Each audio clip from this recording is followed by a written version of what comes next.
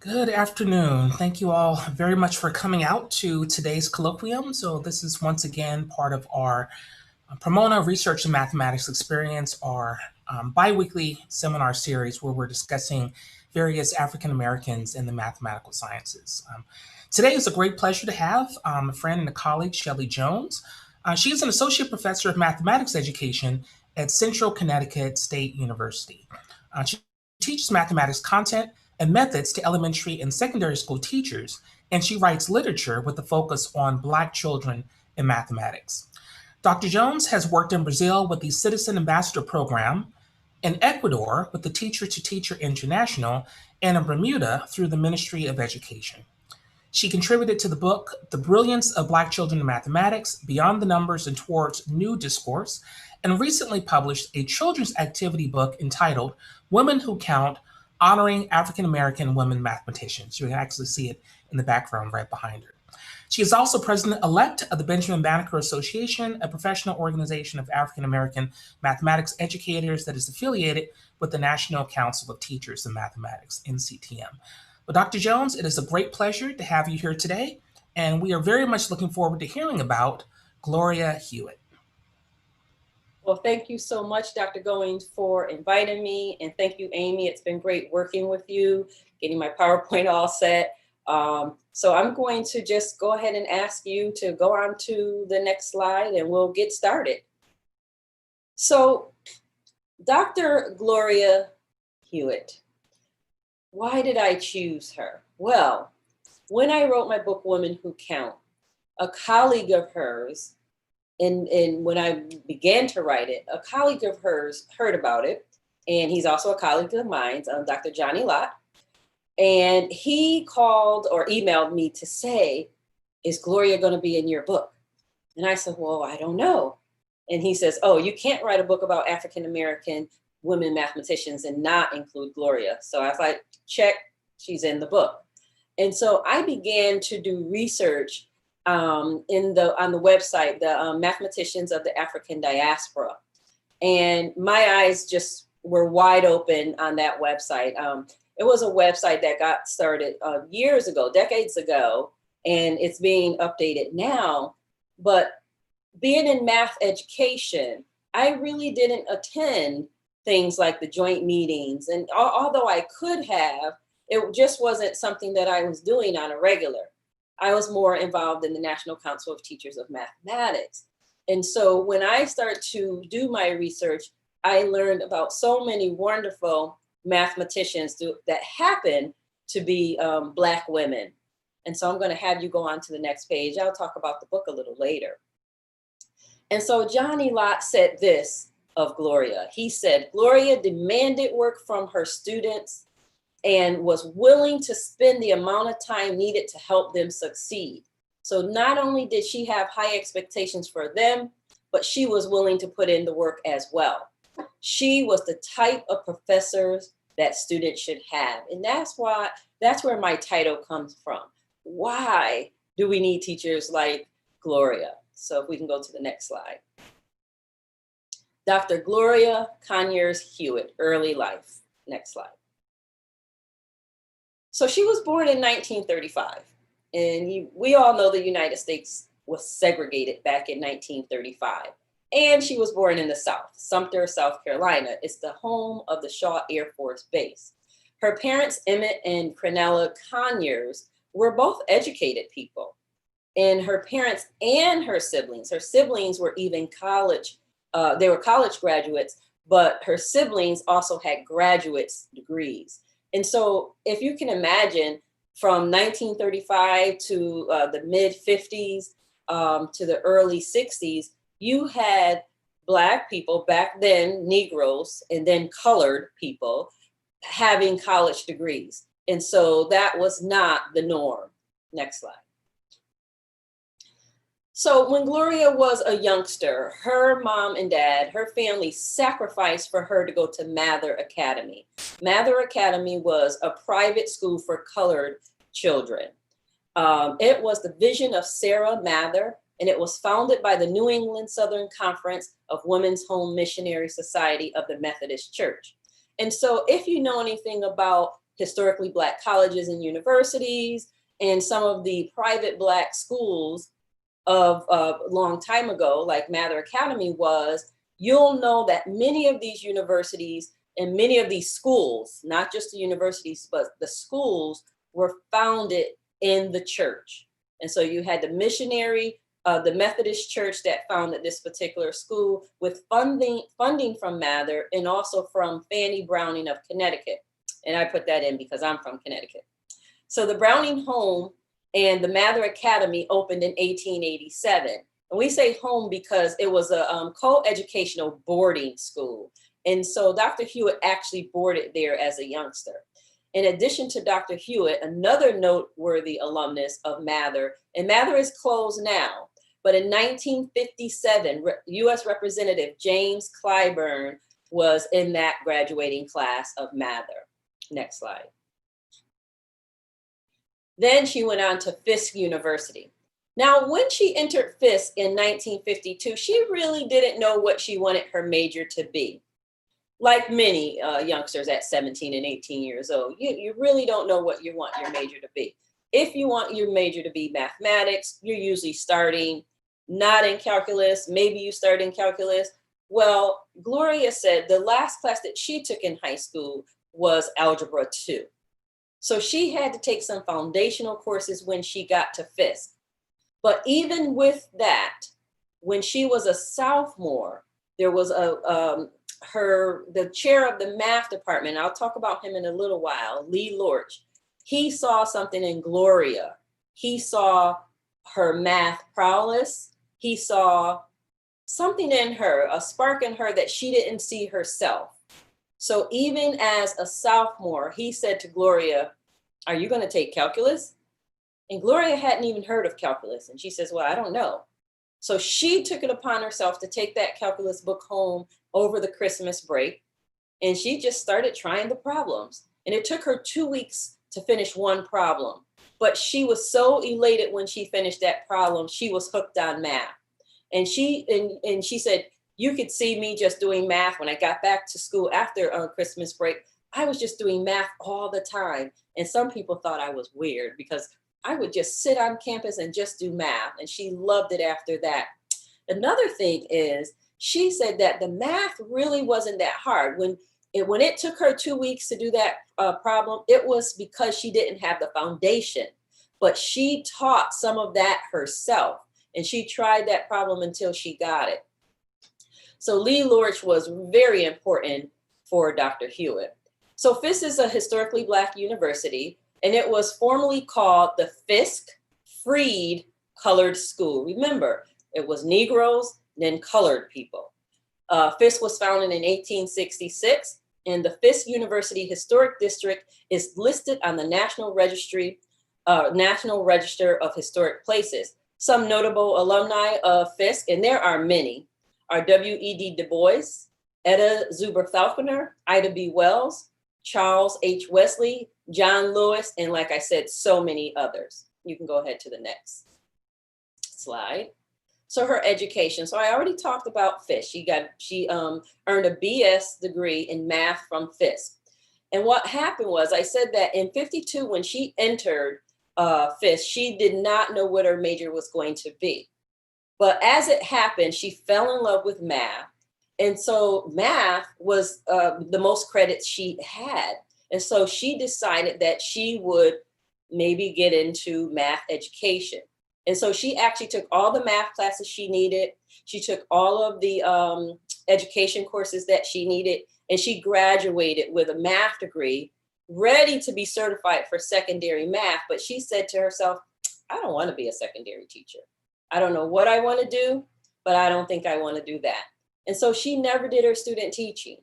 She knew that she wanted to do something more. And I think it's because Gloria seemed to be the type of person that wasn't going to do what was necessarily expected of her.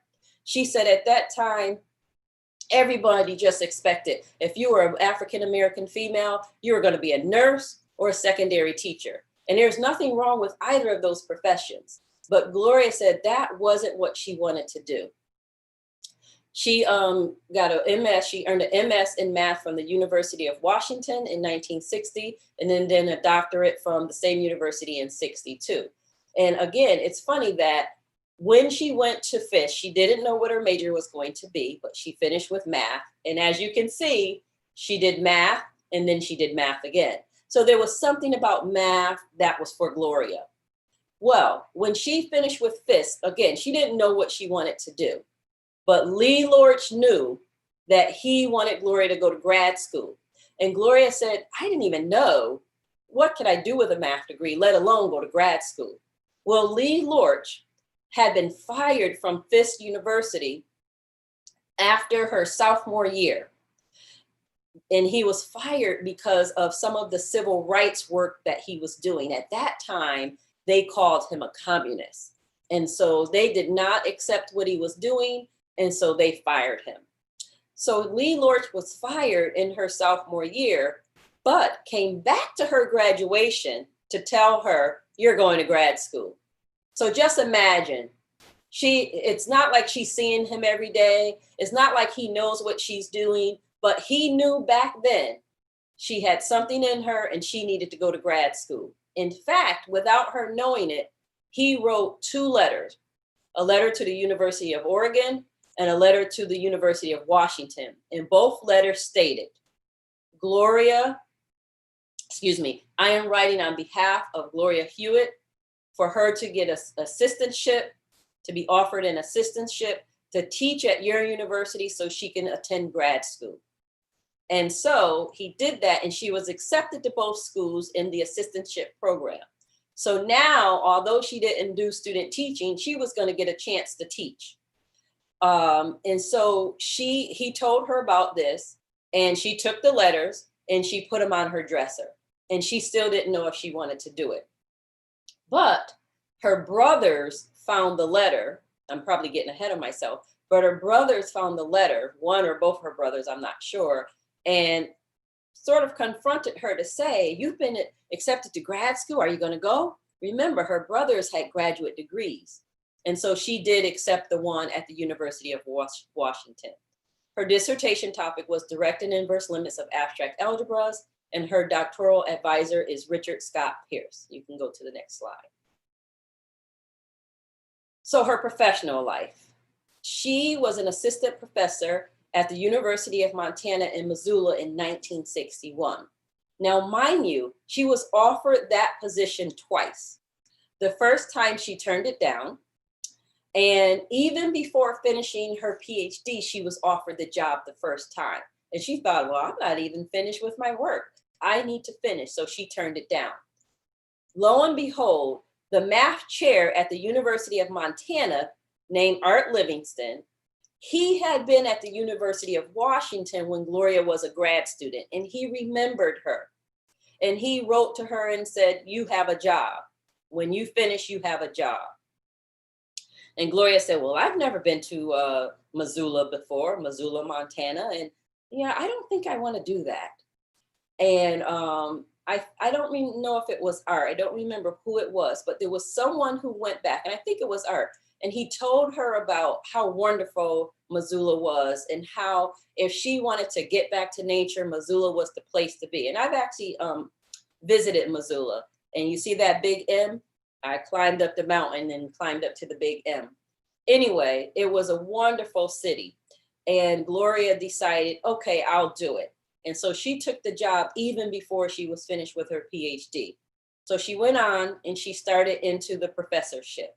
And then she went back to the University of Washington to finish. Maybe it was during the summer, I don't remember. But I want to mention something to you about Dr. Hewitt. Think about it. Lee Lorch saw something in her when she was just a sophomore undergrad, went on her behalf and wrote those letters without her even knowing it. That was one. And then when she was a graduate student, she met Art Livingston. She had to meet him because he remembered her. And he offered her a job at the next school where he went. So he was a faculty at University of Washington, and he was the chair at the University of Montana. So what does that tell me about Gloria? It tells me that when she did her work, she did it well. She had people notice her without even knowing it.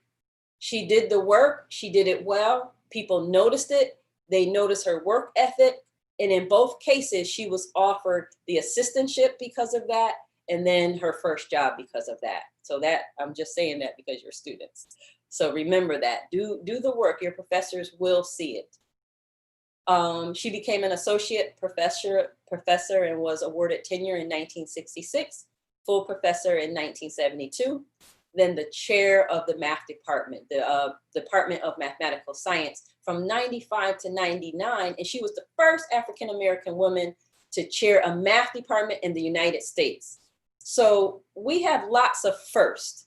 When you begin to research African-Americans in mathematics, you will find lots of firsts, right?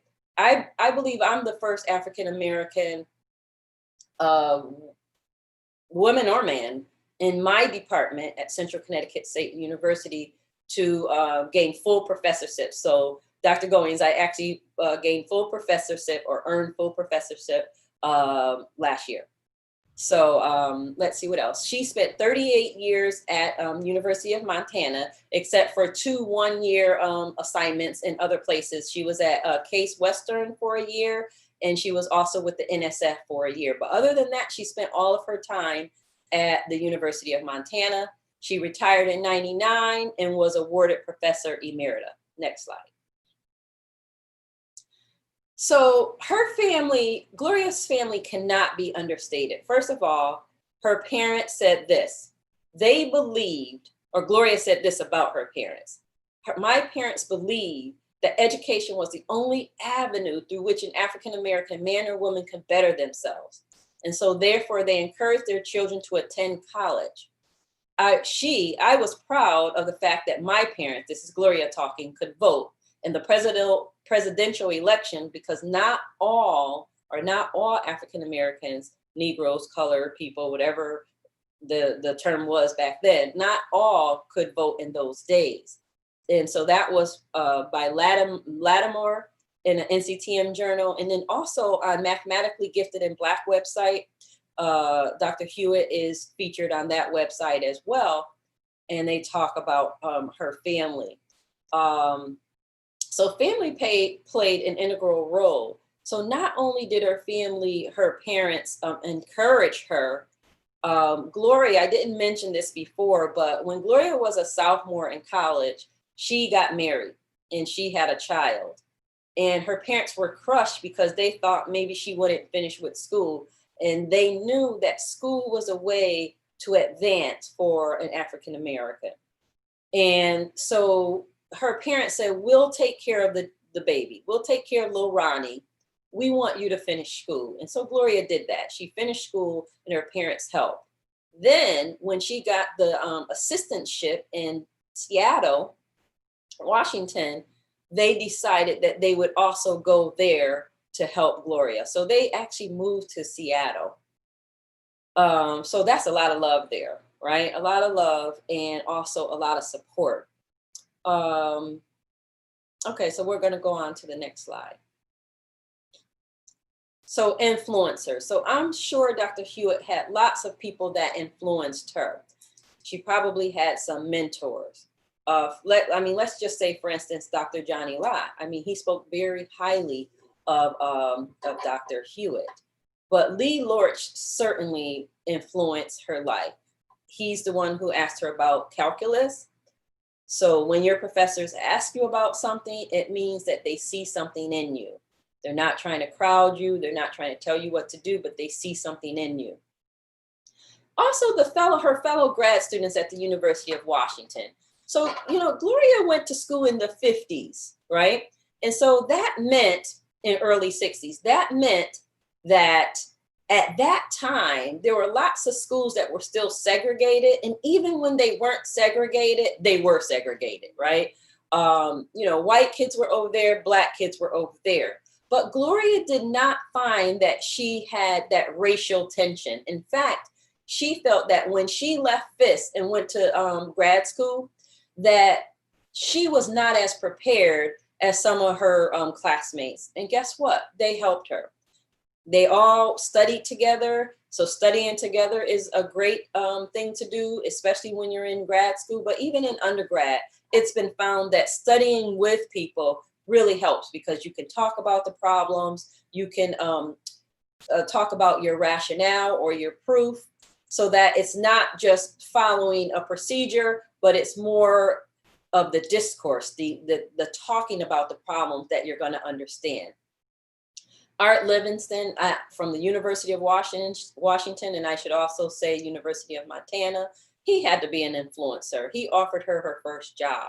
And then other Black mathematicians, other Black female mathematicians had to have some type of impact on Gloria. And she talks specifically about Evelyn Boyd Granville, who was a professor at Fisk. But Etta Zuber Falconer was a student at Fisk, and Vivian Malone Mays was also a student at Fisk. All of these women were at Fisk around the same time, and they were all in mathematics. Next slide. So I want to just get to my book just for a second, because I want to say that I know that you're doing research, and I did a little research myself. And so I came up with 4 parts to my book to talk about the different people. And for some reason, I left off some of the pioneers, but I'll tell you their names. So some of the people in my book are the first, Dr. Euphemia Lofton Haynes. Her first name was Martha, but everybody called her Euphemia. And many people, she got her PhD in 1943, and many people didn't know. I don't think people knew until around the 70s in the math world. Dr. Evelyn Boyd Granville, they thought she was the first for a while. And then at some point, and she says this herself in an interview, she said she had never heard of Euphemia Lofton Haynes. But at some point, we learned that Euphemia Lofton Haynes was the first African-American woman to earn a PhD in math. And then Marjorie Lee Brown was the third. And so we have these 3 women, and they have talks in their honor, and they're recognized all the time. But then we have lots of pioneers like Dr. Sylvia Trimble Bozeman from Spelman College, and the late Dr. Etta Zuber Falconer, and the late Dr. Sadie Gassaway. Dr. Gloria Conyers Hewitt, she lives in Missoula, Montana to this day. I actually talked to her on the phone, and at the very end of the talk, I'm hoping that Dr. Goings might say a few words about her as well, because he actually met her as well. And Dr. Genevieve Madeline Knight, she was part of NAM, National Association of Mathematicians, and so was Conyers Hewitt. And she was also part of the National Council of Teachers of Math and part of the Benjamin Banneker Association. In fact, I think Dr. Knight may have been a founder of Benjamin Banneker, and if not, she certainly played a large role in Benjamin Banneker. Some of the others that for some reason I don't have listed there in the pioneers in my book are Dr. Gloria Gilmer. She did a lot with ethnomathematics. Dr. Carol Malloy, she did a lot with math education. And Dr. Vivian Malone Mays, and she was at Baylor for many, many years. And then I call them the unhidden figures, Dr. Christine Darden. Now, Dr. Darden was not in the movie, but she was in the book. And then we have Mary Winston Jackson. So I wrote doctor. At first, I wasn't going to do that. But the reason I did that is because the 3 hidden figures did not have doctorates, because at that time, many women did not go on to get advanced degrees. Now, as we know that there were some, Euphemia Lofton Haynes, Evelyn Boyd Granville, but many of the women, once they got into their careers, they did not go on for higher degrees.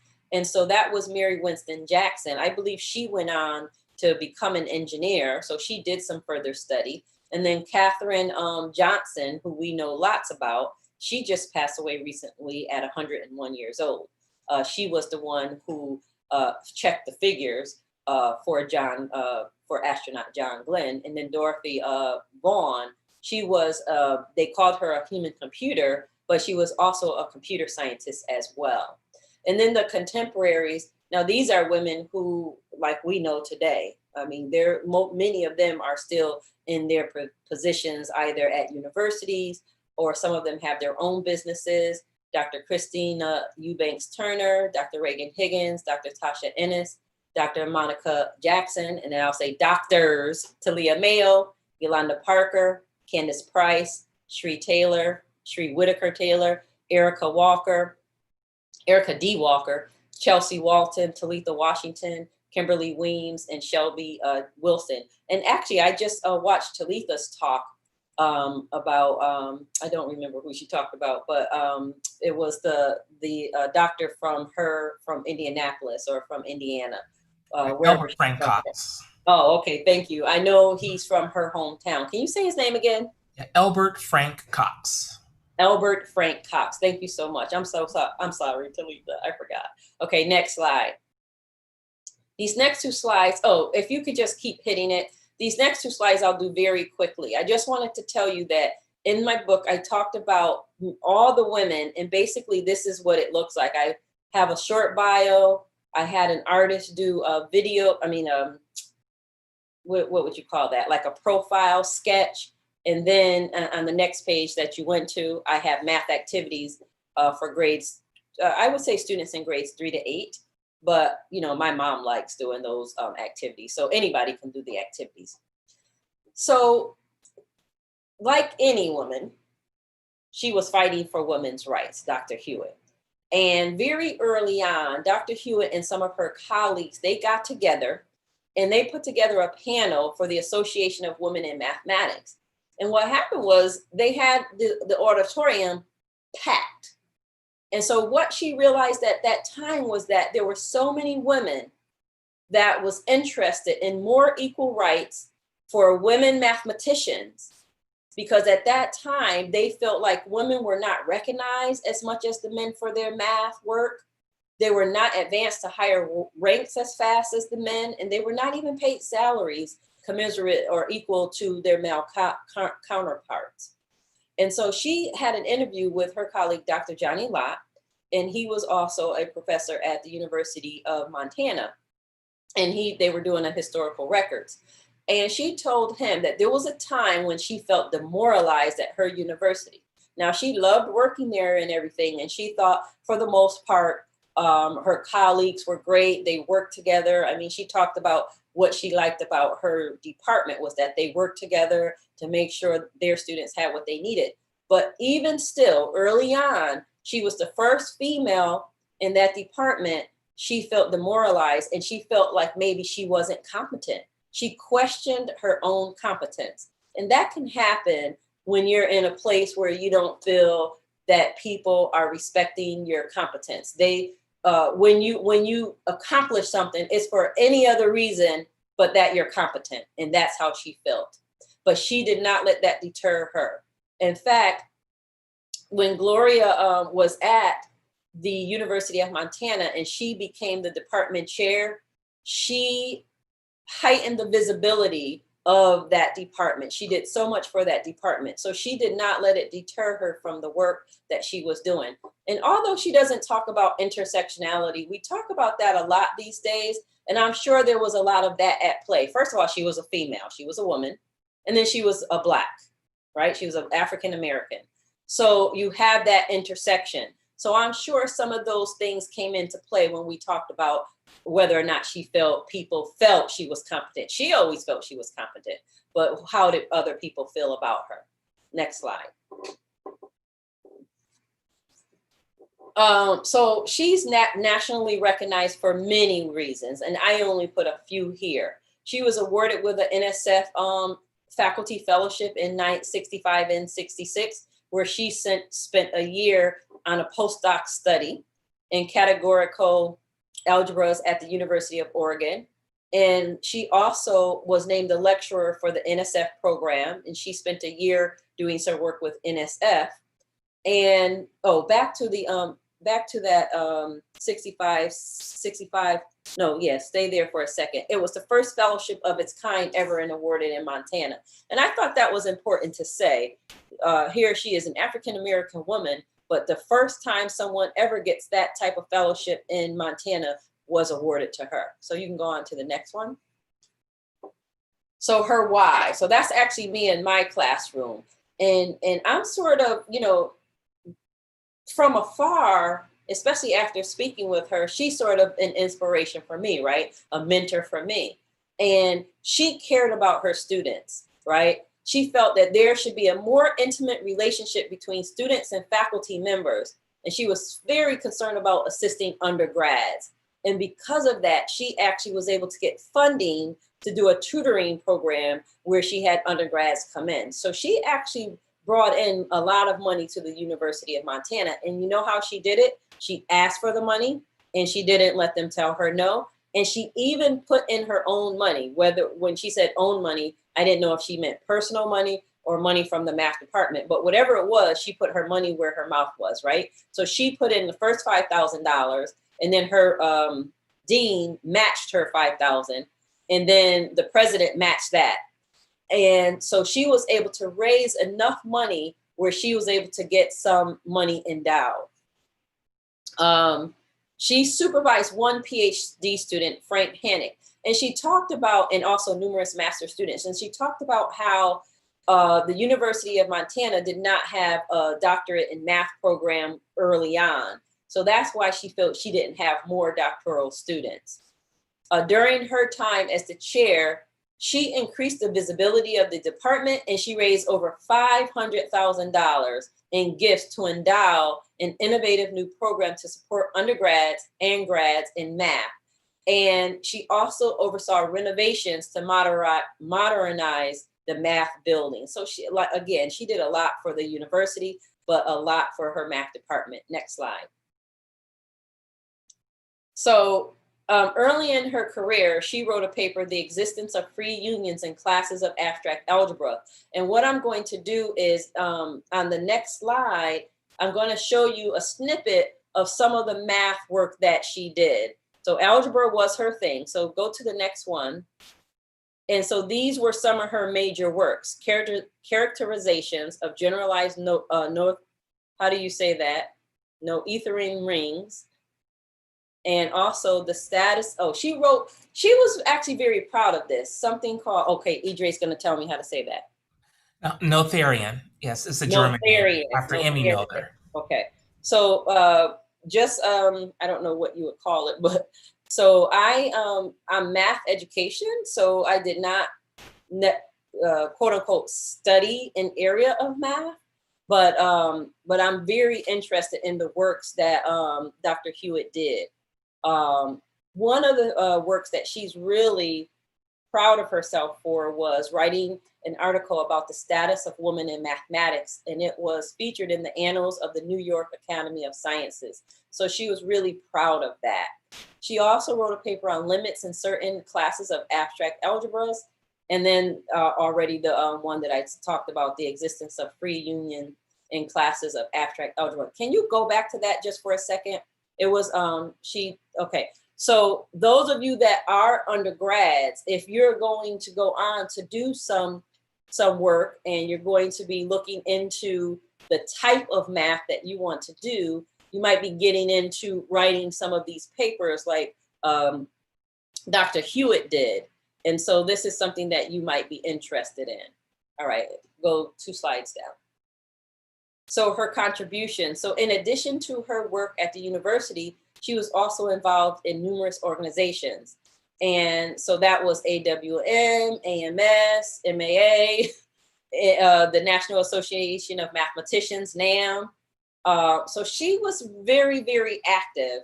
And in fact, when I get to it, you don't have to go yet, but when I get to it, she did some talks with NAM. She was on the board of governors. So there was a lot of things that Gloria did to stay active in the community. I already talked about Case Western and NSF.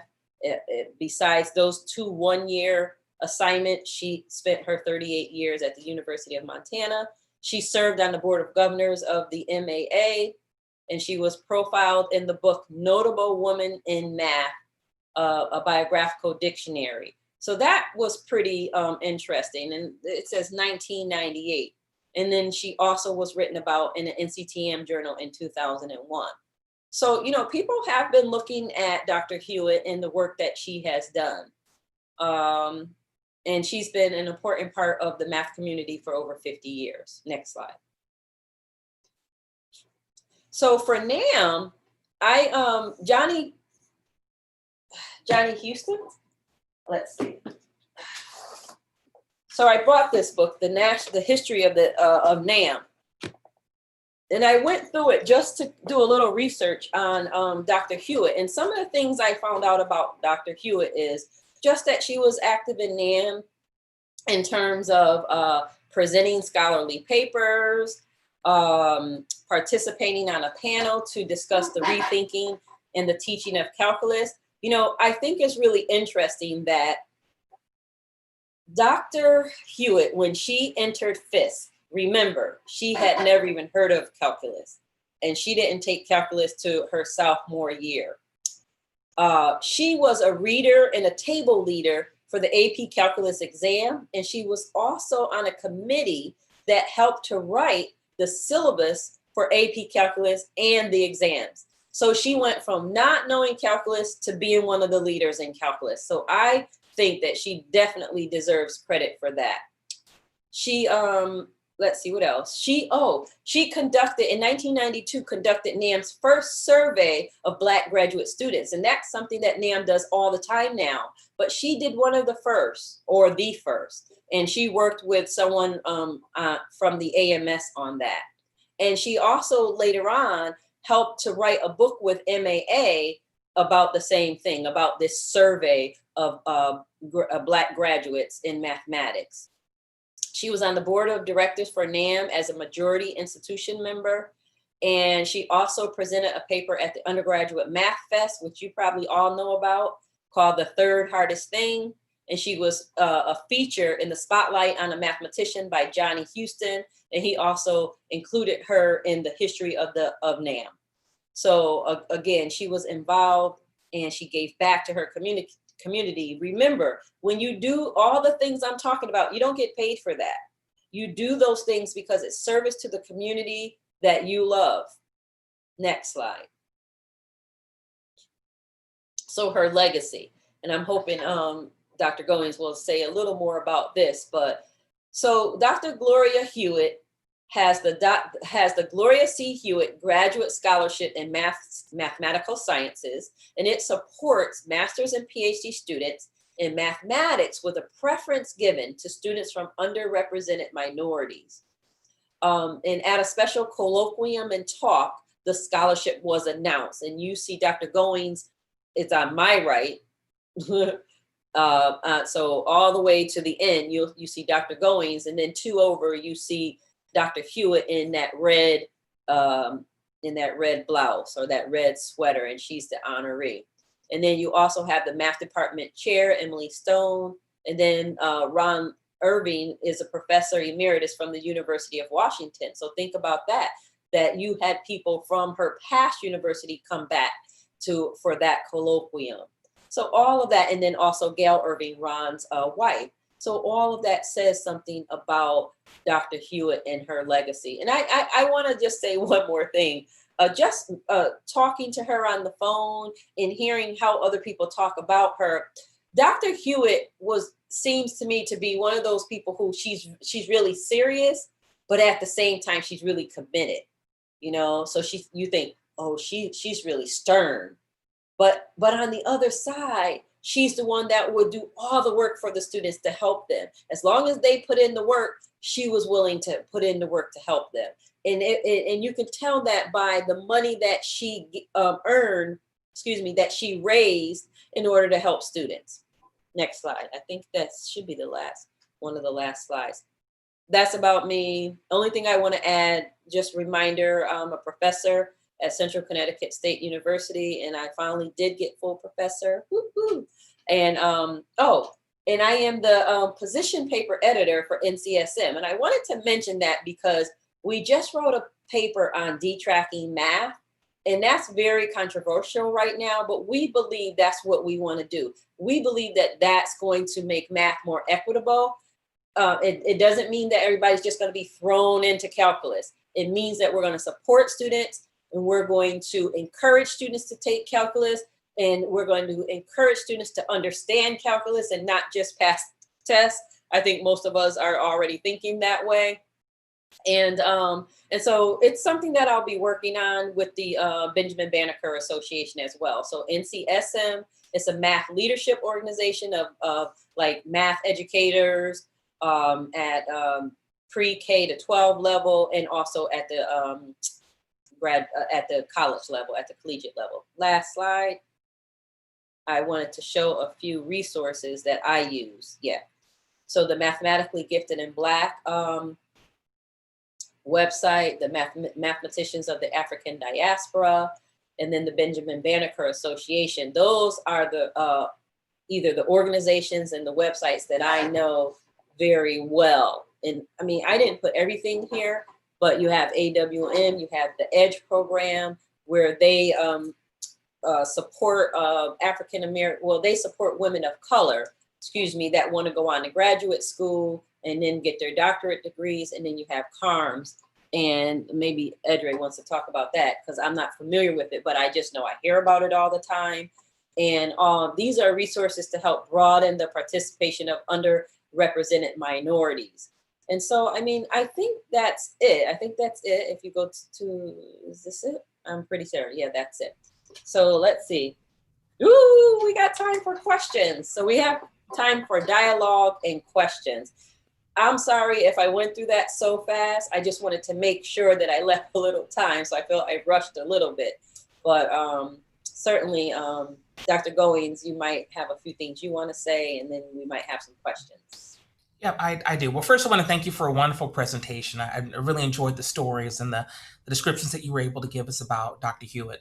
And first, I do want to apologize. I did introduce you as an associate professor, but I am very happy to hear that you are not a full professor. So certainly well-deserved with all of the work you've done over the years. Thank you. I did want to share my screen a little bit. We did certainly have time for some questions and answers, but I'll be remiss here if I don't at least say a little bit about the time that I spent getting to know Dr. Hewitt. So you did show a very nice picture there towards the end of an event that I did with Dr. Hewitt back in 2018. And I just want to say a little bit more about that to maybe describe something that I know was very dear to Dr. Hewitt's heart. Back in 2018, myself and at the time the department chairs of the University of Missoula, Emily Stone, and Ron Irving, who was the department chair at the University of Washington, decided that we were going to do kind of a three-part thing in celebration of Dr. Hewitt. One, we wanted to celebrate her life, just all of the work that she's done, kind of building up the department there at Missoula, just being kind of a tour of a force of nature and who she is, and really just helping to inspire many others. Number two, we wanted to help establish this scholarship in her name. And number three, we all just wanted to really just get to talk to her, just get to see her while we were still able to. Ron Irving at the University of Washington worked very hard to establish what we're calling the Gloria C. Hewitt Graduate Scholarship in the Mathematical Sciences. This is an endowed scholarship where people can freely donate. They can give money to this. And I think we'll put a link here in the chat window in just a moment. You can actually see here that it's co-sponsored by the University of Missoula, University of Montana at Missoula, and the University of Washington, and is supposed to help individuals, graduate students, in a fellowship at the University of Washington. This is something that Ron Irving decided that he wanted to do before he left as department chair, and it was a wonderful idea. You know, again, Dr. Hewitt was a graduate student at the University of Washington, so we thought that this would be a great way to honor her memory by having this there at the university. And when all of us were there at the University of Montana at Missoula, we had a great time getting to know Dr. Hewitt. These are just some photos that are online. You mentioned this earlier. Here's Emily Stone over on the left, Ron Irving to her left, Gloria Hewitt that's here in the middle, Gail Irving that's here, and then myself. It was a wonderful time just getting to chat with everyone. I'll just kind of scroll through a few photos here. I really had a great time getting to know Dr. Hewitt, who I mentioned before is a force of nature. She was in her early 80s, just a couple of years ago, when we had this event.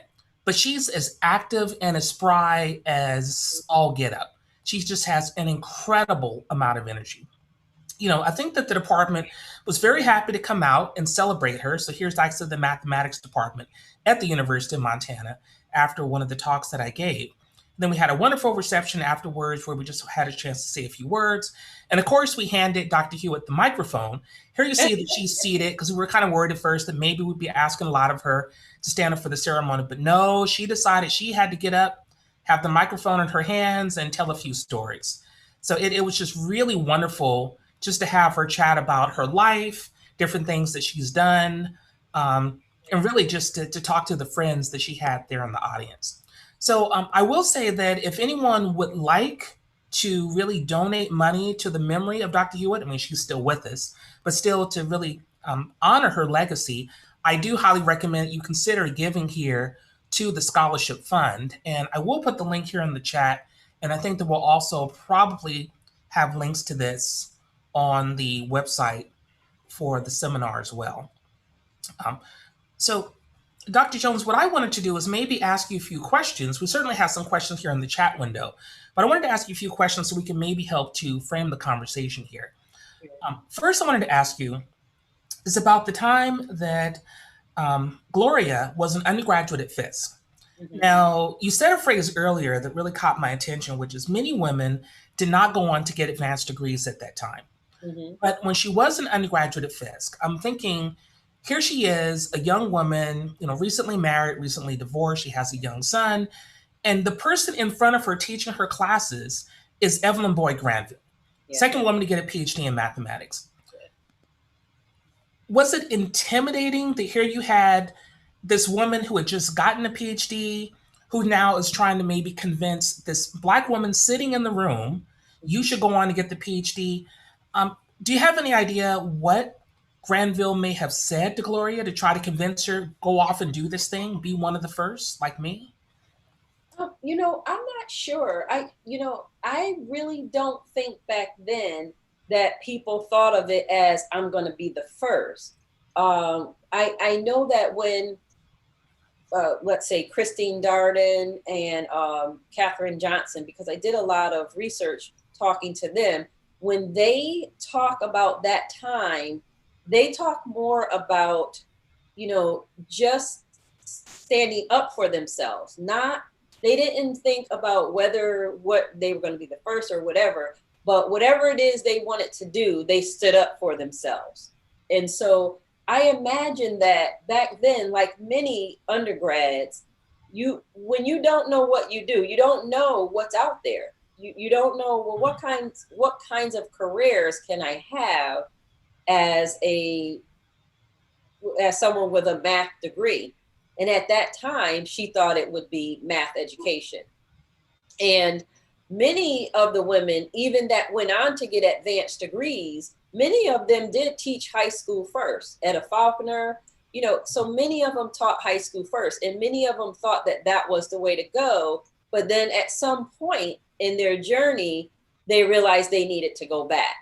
And so just having an Evelyn Boyd Granville, I'm sure gave them that at least, well, maybe I can do that attitude, And so I don't know of any conversations that went on, but I'm sure her presence there. And like I said, she had other classmates that were also Black females. But Fisk is an undergraduate institution, so many of them were not thinking as far ahead as getting a PhD. Possibly a master's, but many of them went on to teach high school first and then went back to get a master's. So they didn't go straight from undergrad to getting a master's. Many of them did not do that. Right. I think, am I remembering this right? Etta Faulkner was around maybe her late 30s, mid 30s when she got her PhD? I'm not sure of her age. I could probably count back. Right. Yeah. Right. So. Well, next, I wanted to ask you about your book, Women Who Count. And I'm wondering, as an educator, how you might use this book in the classroom. And of course, we have Hidden Figures, but I think that there's still a growing interest to discuss a lot of the history, a lot of women, especially African-American women in the classroom. I'm just wondering, what are maybe some specific things that you do to talk about some of these pioneers in the classroom? Well, okay, so a couple of things. When I wrote the book, I was not writing it to say this is a classroom resource or a curriculum, but I knew that it could be a resource. So for me, I teach pre-service teachers and some graduate students that are practicing teachers. And so how I use it is to introduce them to women that they may not have heard about. And I teach a course called Math in Diverse Cultures. And then in my math methods course, I have the students either research, not just women in mathematics, but people of color in mathematics, just so that they can see that math is diverse. We have a diverse field, and I want them to see that so that when they go back to their students, when they become teachers, they will have some resources that they can use. Now, the way my book works, I hope, is that students would read the bios and then be able to do some of the math activities without anyone instructing them.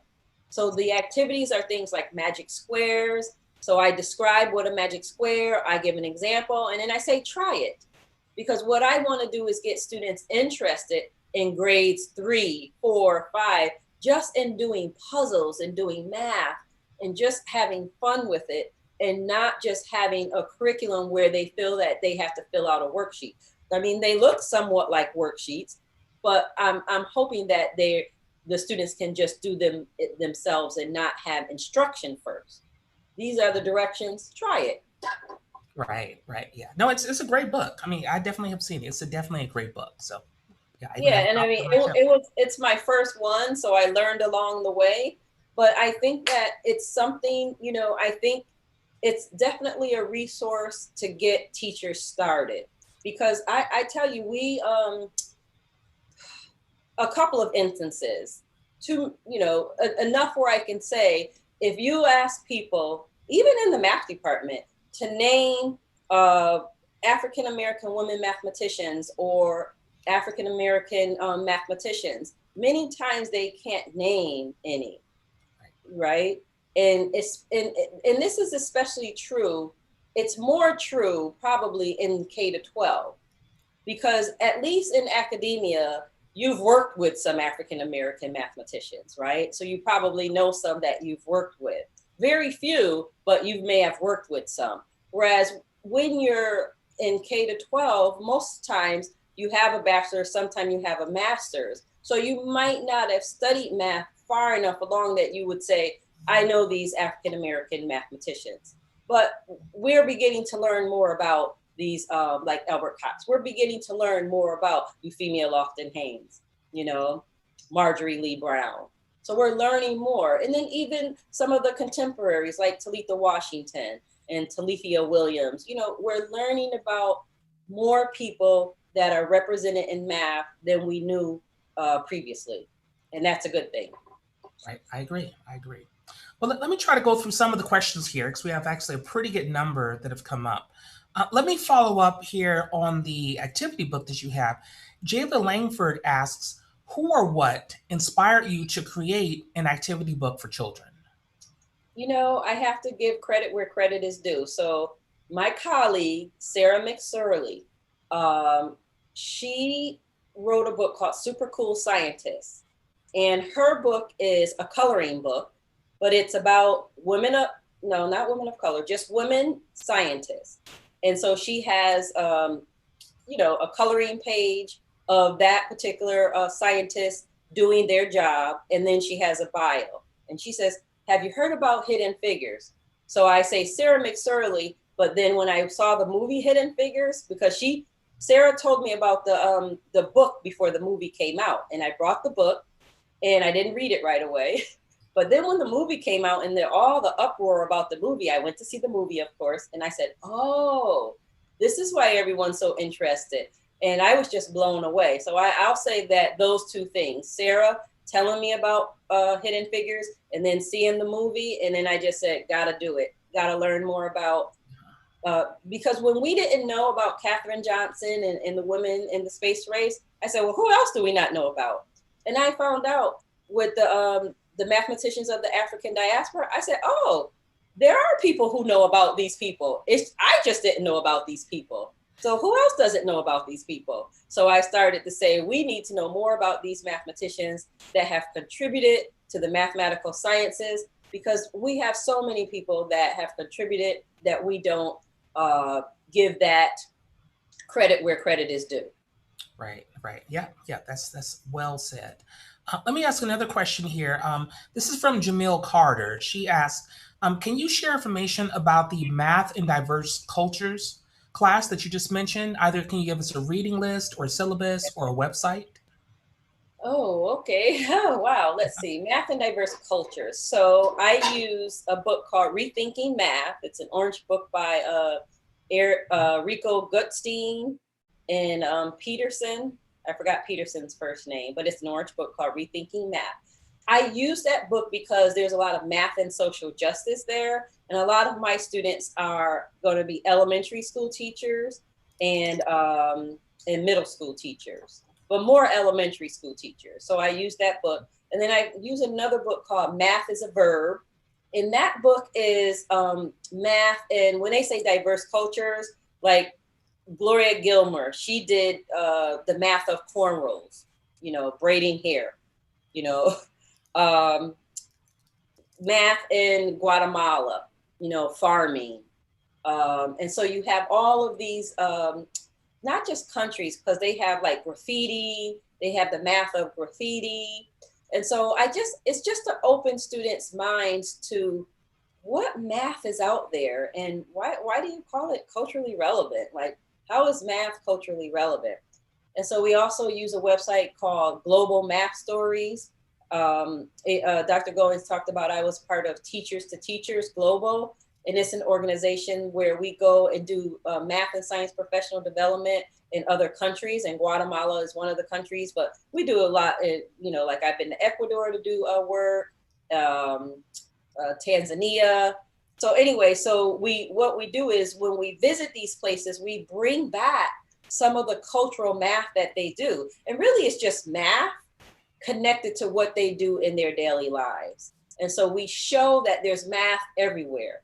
If we talk about the Marshall Islands, we talk about the math in the waves and in the sea, and how do the people who the boaters, the fishermen, the fisher people on Marshall Islands, how do they use math? Because they use math every day. It's not out of a book, but they know how to go where they have to go. They know how to navigate that sea. All right. So the Math in Diverse Cultures is I use those resources. And then I also have the students do things like interview students and ask them about their community, ask them about things that they like to do. So some of it is just getting to know your students and how would you use that to write a math lesson? Because remember, they're elementary school students. So it's pretty eclectic. And I do that also in my math methods course as well. The Math in Diverse Cultures is an elective. So some of the stuff I do in Math in Diverse Cultures, I also do with my math methods course. Okay. All right. Thanks. Thanks very much. And I tried to put a few of the resources here in the chat window. I know that not everyone is here on Zoom, so I think that we'll also try to put some of these links on their website. Yeah, and I have a slide that has a lot of this on it, and I'll add that to my PowerPoint and I'll send it to Amy so that you can have the PowerPoint. You can use it if you want. Okay, all right, that sounds great. Let me maybe try to ask a couple more questions here because we're kind of running short on time, but I do want to try to ask this. Let's see. Here's one that just came in. Let's maybe try this here. This is from Johnny Lott, and it says, having worked with Dr. Hewitt for many years, I cannot begin to tell you how she has helped students. Additionally, when Gloria was at Case Western Reserve, she worked with Peter Hilton, one of the English mathematicians who helped in breaking codes of the Enigma machine. One end result of that work was bringing him and his friend John Peterson to the University of Montana. A final note is that when she was raising money for math, her donations were her own money. Wow. I have nothing but respect for her. Okay. I wondered about that because she said own, so I didn't know if she meant own, personal, or from. So thank you very much, Johnny. And I might have read that in Johnny's interview of her. So again, I thank Johnny for even telling me about Dr. Hewitt, because I think when I started the work, I'm not sure that I had her, but I remember him saying, well, you need to have her in this book if you're talking about, and I want to say something about that. I mean, there are so many women that I left out, so what, when you're writing a book and your publisher says, okay, you need to stop, like it's done, you can do another one later, but you have what you have, and that's who we'll have. And so I stopped, and it's my first one, and maybe I'll do another one where I can add women. But there's so many women, too many to name, and way too many to have in one book. So for this one, I was happy with it, but I know that there were many women that I could have talked about. Right, right.